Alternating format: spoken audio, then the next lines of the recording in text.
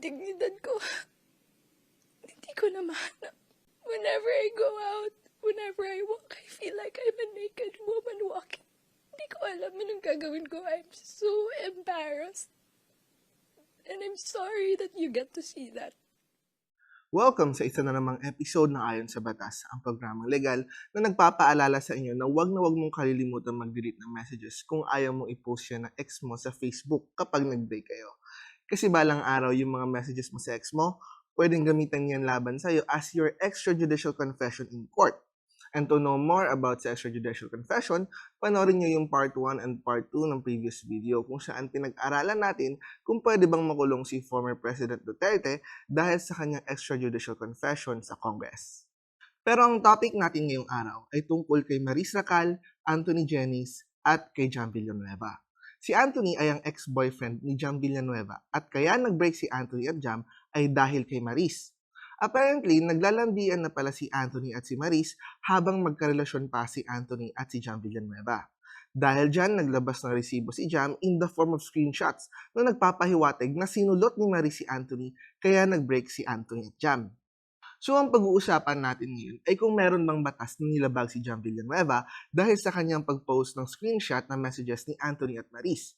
Pero bago natin i-discuss yan, let's first start kung paano ba napunta sa ganitong sitwasyon sina Maris, Anthony at si Jam.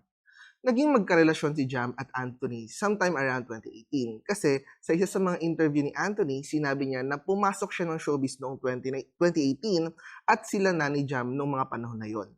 May nagpapasaya ba sa puso mo? Meron naman. Pero actually, matagal na kami. 5 years na kami. Wow, 5 years. So, hindi, 2018 ka pumasok ng showbiz eh. So, nung pumasok ka sa showbiz, Pagkatapos nun, unti-unti nang nagtuloy-tuloy ang mga projects ni Anthony Jennings. Kasali siya bilang siya sa mga cast ng ABS-CBN series na Tara G at Ironheart. Noong 2023, nagkaroon ng supporting role si Anthony Jennings sa ABS-CBN TV show na Can't Buy Me Love kung saan naging ka-love team niya doon si Maris Racal. Dahil sa chemistry nilang dalawa, nagustuhan ng sambayan ng Pilipino ang kanilang love team na naghatid ng maraming kilig moments sa nasabing show. You're making things complicated, okay? Obviously, hindi ko sila kilala. Hindi nila ako kilala. So, ikaw pa rin yung gusto ko. Yan tayo eh. Gustong-gusto mo akong inaano eh. Ew. Ew, I hate your smile. Pero ang hindi natin alam, yung on-screen kilig moments ni Snoop at Irene, tumatawid na pala sa tunay na buhay. In fact, noong July 12, 2024, sinabi ni Maris sa buong mundo na hiwalay na pala sila ng kanyang then-boyfriend na si Rico Blanco. Yeah, Rico and I are over. Oh, sorry to hear that, Maris, no? Pero once and for all na lang din. I'm sure kasi after your being open about your situation, maraming magtatanong dahil na kung nag-click yung ano nyo ni Anthony, baka madamay siya at isipin ng mga fans na may kinalaman si Anthony sa breakup. No, Anthony is out of the picture here. It's just mainly me and Rico. Mainly me. I'm the issue. Take note nyo yung sinabi ni Maris na wala daw kinalaman si Anthony sa breakup nila ni Rico Blanco kasi babalikan natin yan mamaya. Anyway, after that, naintriga na naman si Anthony at si Maris dahil sa kanilang couple shoes dahil napicturean sila sa Italy na tila magkapareha ang sapatos. At noong pabalik na sina Maris at Anthony mula Italy, nag-post pa si Maris sa Facebook kung saan binigyan siya ng mga flight attendant ng surprise birthday cake na hawak-hawak naman ni Anthony na katabi pa niya sa plane.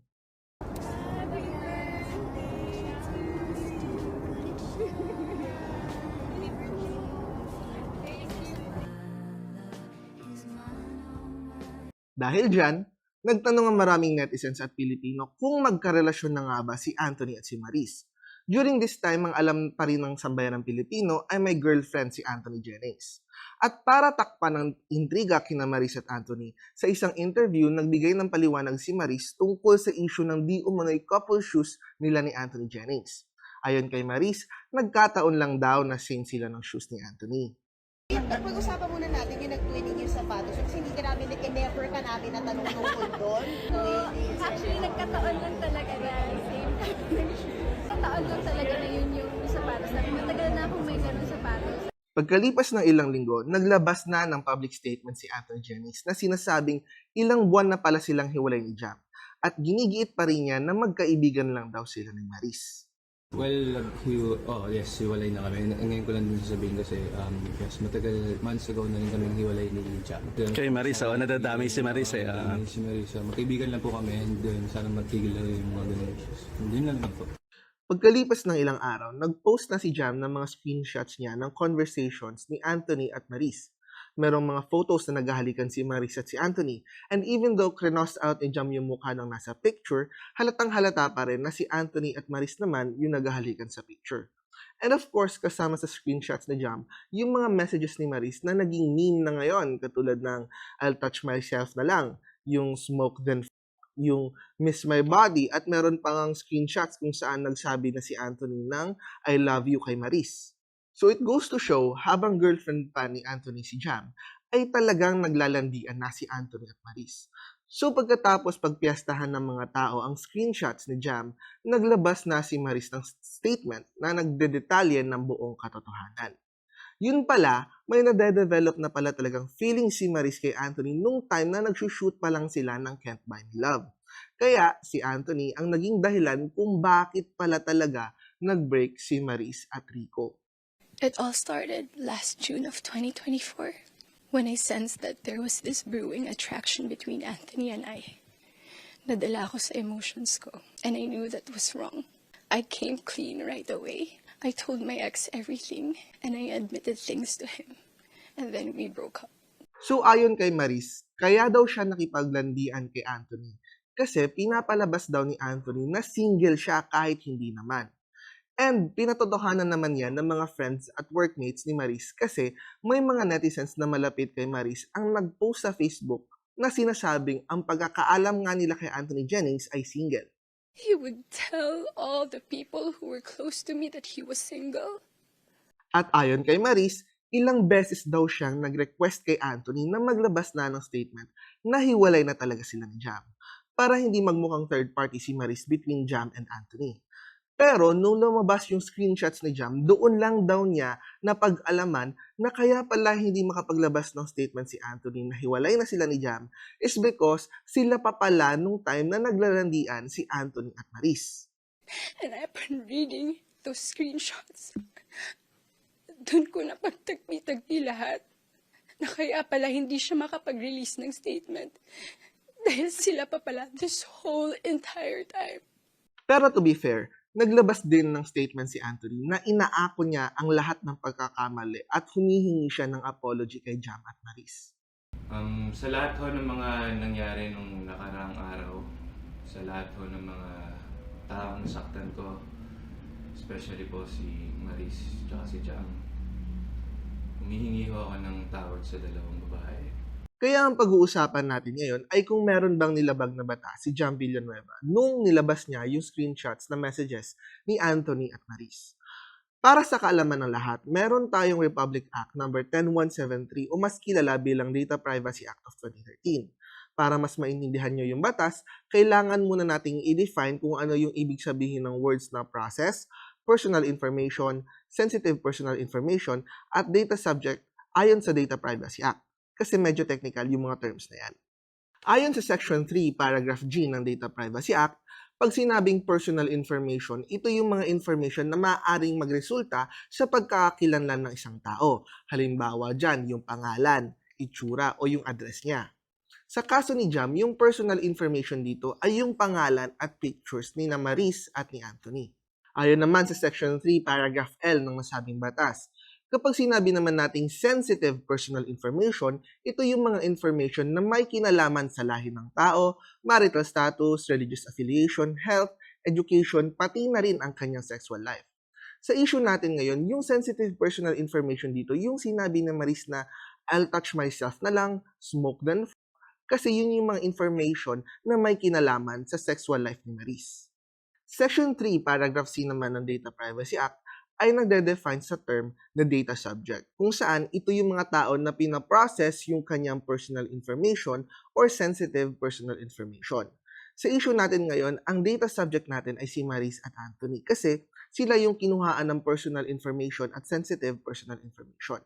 At panghuli, ayon sa Section 3, Paragraph J ng Data Privacy Act, pag sinabi nating processing ng information, ito yung pangongolekta, pagtatago, paggamit, pagbabago, o di kaya ay pagbubura ng personal information or sensitive personal information ng data subject. Sa case nila Maris, dahil kunolekta at ginamit ni Jam yung mga screenshots ng conversations ni Maris at Anthony, masasabi natin na prinocess ni Jam ang personal information at sensitive personal information ni Maris at Anthony. It is also obvious na prinocess ni Jam ang personal and sensitive personal information ni Maris at Anthony without their consent. Kasi kung may consent niya ni Anthony, sana sinend na lang niya kay Jam yung actual screenshot ng conversation niya with Maris. Instead, ang ginawa ni Jam, pinicturan niya lang yung conversation ni Maris at Anthony sa phone ni Anthony. Masasabi din natin na walang consent si Maris kasi hindi niya alam kung ano yung nangyayari. In fact, sinabi mismo ni Maris na yung mga screenshots was posted without her consent. The screenshots. When I read it, I was gutted. I was shocked. I'm truly embarrassed. Dahil nakita ng tao lahat yun without my consent. Pero just because walang consent si Maris at Anthony sa pag-process and pag-post ni Jam ng conversation ni Maris at Anthony does not mean na nag-violate na agad si Jam ng Data Privacy Act. Kasi ayon sa Section 12 ng Data Privacy Act, pwedeng mag-process ng personal information kapag pinayagan ng batas at kapag may consent ng data subject or when the processing is necessary for a legitimate purpose. Take note, yung consent ay isa lang sa kondisyon ng pag-process ng personal information. Kung walang consent ng data subject, pwede pa rin mag-process ng personal information kapag ito ay necessary for a legitimate purpose. On the other hand, sinasabi ng Section 13 ng Data Privacy Act na ang pag-process ng sensitive personal information ay prohibited except if may consent ng data subject or the processing is also necessary for the protection of rights and interest of persons in court proceedings. Sa madaling salita, kahit walang consent ng data subject, pwede pa rin i-process ng isang tao ang personal information or sensitive personal information ng data subject so long as it is necessary for a legitimate purpose and protection of rights in court proceedings.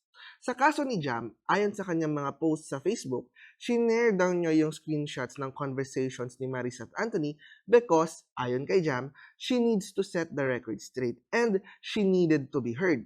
Pero even if Jam needs to be heard, hindi pa rin yan yung legitimate purpose na binabanggit sa batas. Kasi ayon sa Section 13, Paragraph F ng Data Privacy Act, pwede mong i-process ang sensitive personal information ng data subject nang walang consent ito kung necessary ang pag-process para sa protection ng rights and interests ng tao in court proceedings. In this case, since ang purpose naman ni Jam ay hindi para protektahan ang kanyang rights sa court proceedings, then hindi siya pwedeng mag-process ng sensitive personal information ni Maris at Anthony without their consent. It would have been a different story kung yung pag-process ni Jam ng sensitive personal information ni Maris at Anthony is for the purpose of filing a criminal case against them, katulad ng RA 9262 or Anti-Violence Against Women Act. Kung ganun sana ang nangyari, pwedeng i-process ni Jam yung mga sensitive personal information ni Maris at Anthony kahit wala silang consent.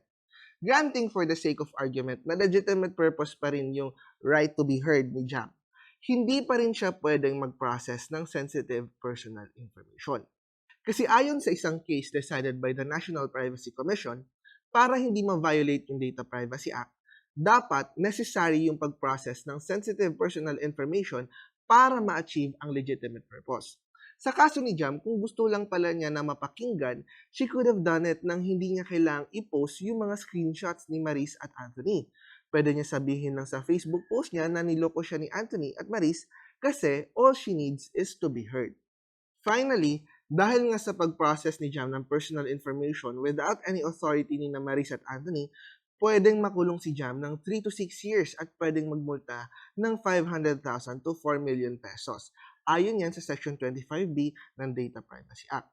Bukod pa doon, sinasabi naman ng Section 25A ng Data Privacy Act na pwedeng makulong si Jam ng 1 to 3 years at pwedeng magmulta ng 500,000 to 2 million pesos dahil naman sa pag-process niya ng personal information ni Maris at Anthony ng labag sa batas.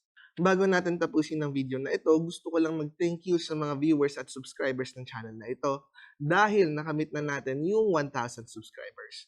Maaaring maliit na bagay lang ito para sa iba, pero malaking milestone na ito para sa akin kasi hindi naman talaga ako vlogger. Hamak na trying hard lang ako na naghahanap ng sideline. At panghuli, I just want to wish everybody happy holidays at happy new year. Sana ay mas mapabuti pa tayong lahat sa bagong taon na darating. Maraming salamat sa panonood and session adjourned.